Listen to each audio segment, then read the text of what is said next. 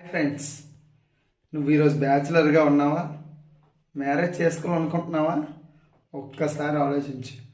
Marriage చేసుకో, జీవితంలో చాలా హ్యాపీగా ఉంటుంది. కానీ మ్యారేజ్ చేసుకునే ముందు నీకు మంచి సజెషన్స్ ఇస్తా. ఒక్కసారి గుర్తుపెట్టుకో, నీ లైఫ్లో చాలా చాలా యూజ్ అవుతాయి.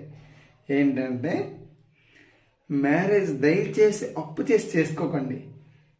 ఈ మధ్యతరగతి వాళ్ళు ఏంటంటే ఎంతో కొంత అప్పు చేసేసి వాళ్ళేదో అమ్మాయి కొంత కొట్టనే వస్తుందని వాటికి కక్కుటిపడి కొంతలో కొంత వీళ్ళు అప్పు చేసి పెళ్లి చేసేస్తారు.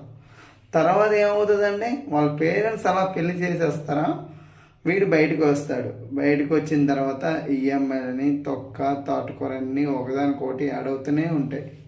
అదని ఎవరితో చెప్పుకోలేక వాడే బాధపడతాడు అబ్బాయి అనేవాడు.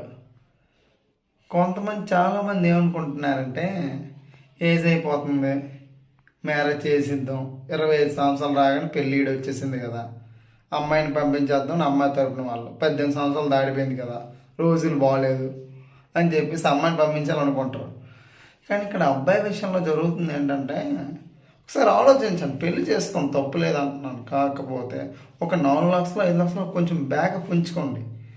బ్యాకప్ ఉంచుకొని పెళ్లి చేసుకున్నారు అనుకోండి, కొద్దిగా మీకు ఫైనాన్షియల్ సపోర్ట్ ఉంటుంది. నెక్స్ట్ మీకు పుట్టబోయే బిడ్డలు కూడా హ్యాపీగా ఉంటారు.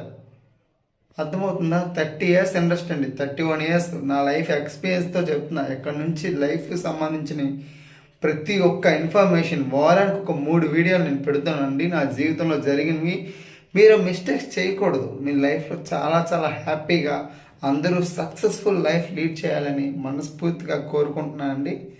Thanks for watching. జై హింద్.